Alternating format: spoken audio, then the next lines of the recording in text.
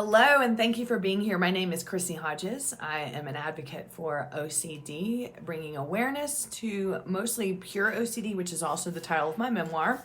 My memoir talks about my experience with OCD throughout my childhood and adolescence. And on my channel here, I like to talk about all things dedicated to Pure-O, which is the community name for individuals who have mental intrusive thoughts and also mental rituals. If you are looking for peer support, I'm a certified peer support specialist here in the state of Colorado, and I work with people all over the world, providing support and normalization for the experience of OCD so you can know that you're not alone. Myself and my team, we can help answer questions about treatment and recovery. Obviously, we can't provide reassurance, but we can definitely walk alongside you as you are trying to figure out how to learn how to manage this. And also even after you go through treatment and if you just need some extra support. We also provide referral consultations for specialized therapists all over the world. Now, NoCD and OCD is an app. It provides forum support for other individuals who live with OCD, but they also do treatment through telehealth all over the world. And so if you are looking for a therapist through NoCD, you can go to treatmyocd.com. Today, I am talking about one of my favorite topics, taboo intrusive thoughts. Y'all know I love talking about this because it is one of the things that does not get talked about enough and definitely needs more exposure, no pun intended, because there's so many people out there that are living with taboo intrusive thoughts and they have no idea it's OCD. Why? Y'all know it feels so real. And when the content is taboo, it gives you an element of shame and secrecy. The fears, and when we're going to talk about it, I have 3 different things I wanted to talk about today, kind of unique challenges of when you are struggling with taboo intrusive thoughts. A lot of people are out there right now dealing with this and have no idea it's a diagnosable and treatable illness. Why? Because they're too afraid to say it out loud. I mean, all of us with OCD, whether the themes are taboo or not, are afraid to say it out loud because if we say it out loud, that might mean it's true, right? If we can just keep it in and then it just goes away, then it was just a phase and and we never have to deal with it again. So saying it out loud sometimes is scary because you think, now I'm admitting it and that means I'm actually having these thoughts, and what if that means they're true? Typically, any fears that come along with pure OCD, any of these themes are all going to boil down, even getting treatment, are all going to boil down to what if this is not OCD and this is real? We're all scared of that, right? Because these thoughts are terrifying to us. They're not what we want. They're not part of who we are, but yet they are so pervasive and prevalent at times over anything else. We get stuck in but there's got to be some sort of hint of truth if I can't stop thinking about them. That's the nature of OCD, unfortunately. The more we do compulsions, which is to counteract what's going on in our head, the more these thoughts are going to come in, the more intense, the more we're in the argument with our brain, and the brain always wins. In fact, the brain fights dirty. The brain is always going to win the fight. So the more we try to prove it wrong, aka compulsions, the deeper we get into this. But I don't want to get into all that today. I want to talk about 3 different things that make taboo intrusive thoughts pretty unique. Okay, first of all, what are taboo intrusive thoughts? This is how I define taboo intrusive thoughts. Now, sexual, violent, religious scrupulosity, all the themes suck. But when we talk about taboo, what that means is I always define it as these are the things you don't want to say really loudly in a coffee shop when it's really crowded, right? Pedophilia, incest, suicide, murder, bestiality, necrophilia, like all the things that if you said it in a crowded coffee shop, people would be like, all the things that when people talk about, demon possession, selling your soul to the devil, offending God, things like that. All the things that when you would say that, you lower your head and lower your voice. Taboo. There are things that people don't talk about. There are things that people just kind of shy away from. Well, unfortunately, because themes are taboo, they tend to be super common. Why not? Why wouldn't your brain latch onto something like that, right? So the unique challenge of a couple different things. Again, I'm not making the distinction that one is over the other, but a lot of times these things don't get talked about in advocacy because we do a lot of advocacy generalized for OCD, even if it's intrusive thoughts with mental rituals. And sometimes we need to make the distinction to help people feel like they are part of that category. So the first thing is what I don't want to tell someone, because what if they don't understand it's OCD and then they cart me away to the police station or to jail or to a mental hospital, right? Now, how can we make the distinction between taboo intrusive thoughts and other intrusive thoughts? Well, typically, if you are having health intrusive thoughts, this is more aligned with what a lot of people deal with, worry about their health. So if you go into a therapy office and you're saying, I'm having these thoughts that I have a brain tumor and my head hurts, so I'm just worried and I worry all the time, are they going to call the cops on you? No. No.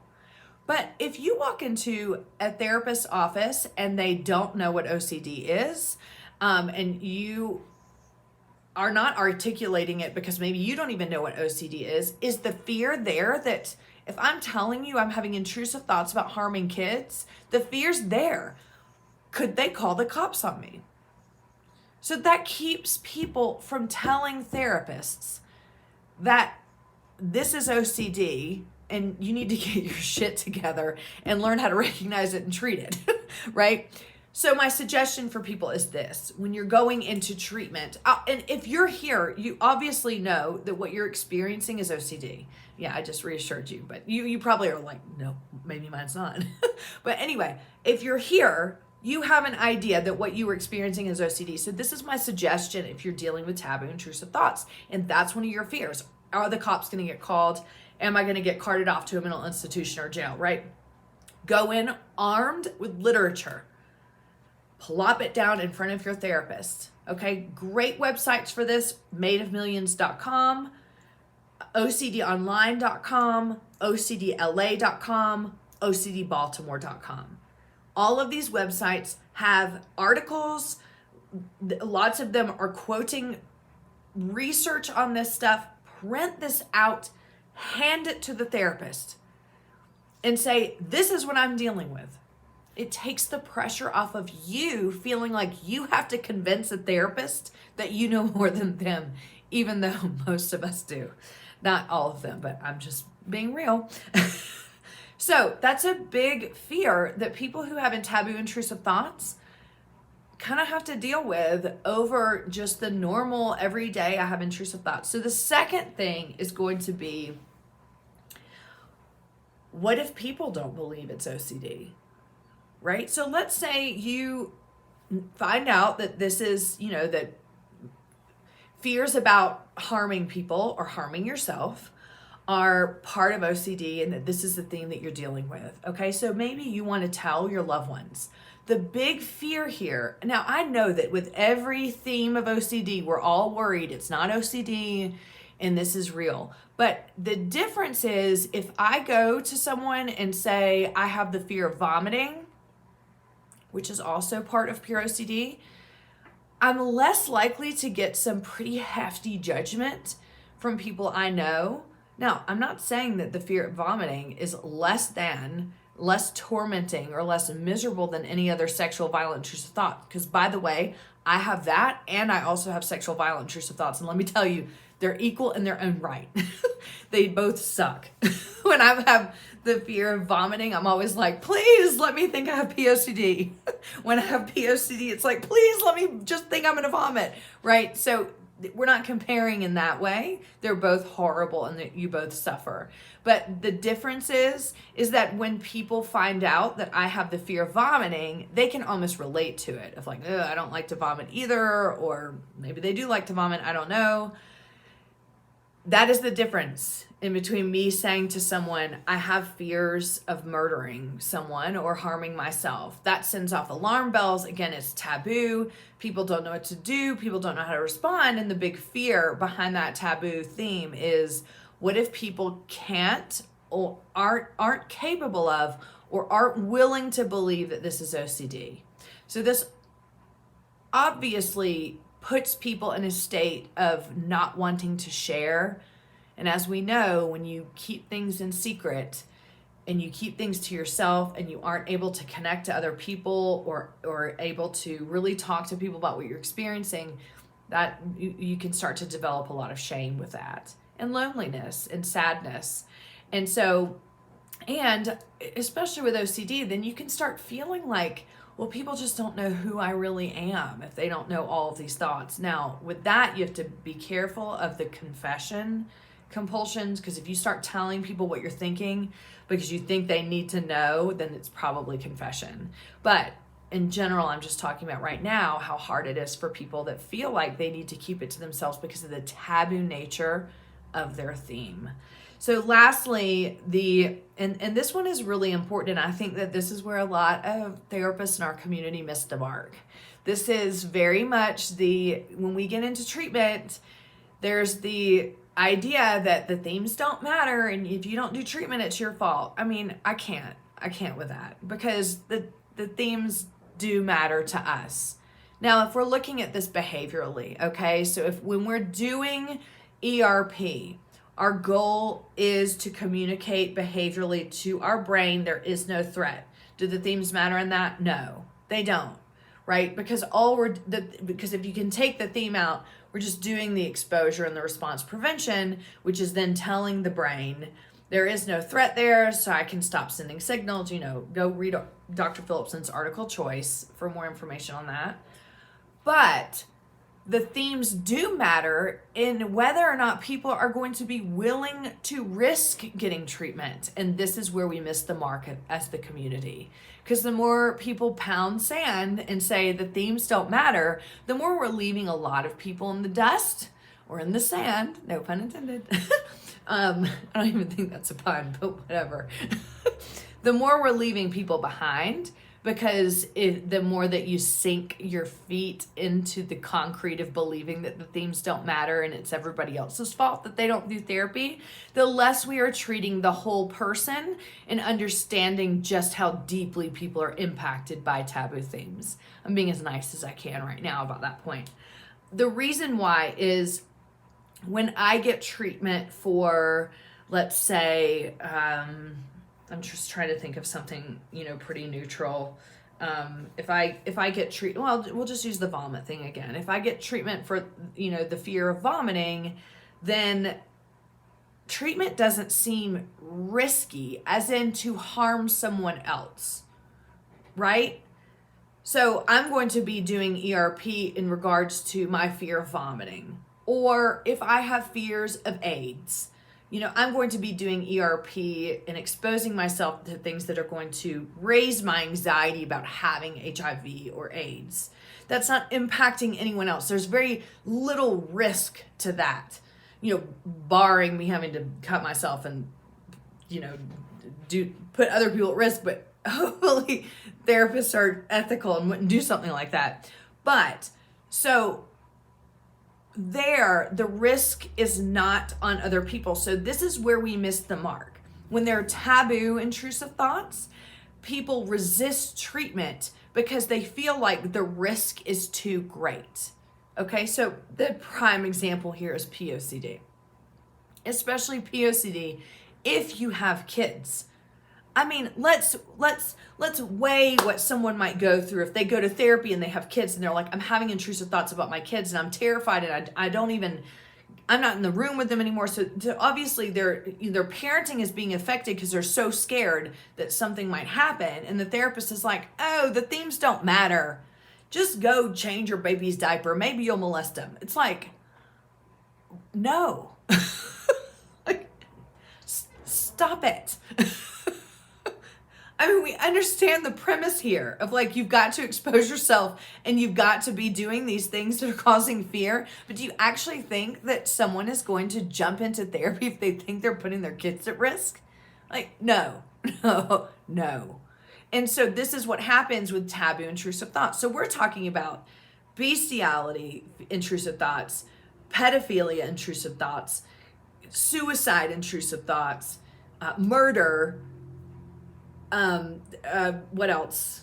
I'm blanking, but I listed a bunch of them off earlier. Really things that you would think are horrible, heinous things. And so what I'm saying is ERP is not a risk, right? So you can do ERP regardless of what the theme is, and it can work and you can get better. But the challenge is when people have taboo intrusive thoughts, they get stuck on the risk. They get stuck on the, I'm not willing to do that. And when you have people in the community yelling back at you, well, the themes don't matter, and I guess you just don't want to get better, that's really not effective. And it's really cruel, actually. Now, when we get into ERP and we start to learn how the process works, and we can start to realize that it is a behavioral connection in our brain, and then you can get better. Yes, you can deal with the shame. You can deal with some of the content stuff a little bit later. That's also what peer support is great for. But this is a major issue that people who have taboo intrusive thoughts deal with. It's a major hurdle in getting better. And there's not a lot of compassion out there for people in that realm, because things have just gotten too stringent on this is the way or you're not going to get better. So my point in bringing this to light in this video is I'm not trying to shame people that do say that. I mean, maybe a little. I'm trying to give a different angle and that lens so people can see why when you have these types of intrusive thought, there are different barriers that are in front of you that are going to get you to a point of recovery. I also want to emphasize that we don't want to use those things as an excuse, and you can push through them. But really what you want is a good deal of support, a therapist that understands that and can work with you. That does not mean you can't not do the work. That's a double negative. That you're not going to do the work. The work, it can be scary at times, but it's really important for us to treat the whole person when they are dealing with OCD. So if you are experiencing taboo thoughts, intrusive thoughts, and these are some of the barriers that you have come up against before or that you're up against right now, I just want you to know that you're not alone. I'm not doing this video because I've just heard this from one person. I've heard these things from multiple people. I see these barriers come up all the time. And my call to the community would be that we need to really start addressing these so we're not leaving people behind. Again, I want to emphasize that no theme is, we don't like putting themes over another. We don't like, again, I have emetophobia, which is the fear of vomit. I do not put that as less than the fear of POCD or murder or harm or any of that stuff, because when I'm experiencing either one of these at certain times, it's awful and I'm miserable and I wish that I could have had any other theme. But there are different barriers and there's a different degree of shame that comes with the fear of vomit, because that is a little more acceptable in society than per se the fear of bestiality or the fear of harming my dog, right? So it's just important that we know that, and it's important that if you're experiencing that you're not alone.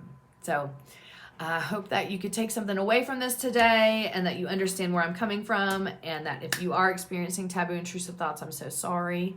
Or if you're just experiencing intrusive thoughts in general, I know how hard it is. You can get better. If you need peer support or referral consultations, please head on over to chrissyhodges.com. And I hope you all have a great weekend, and I'll see you next time. Bye.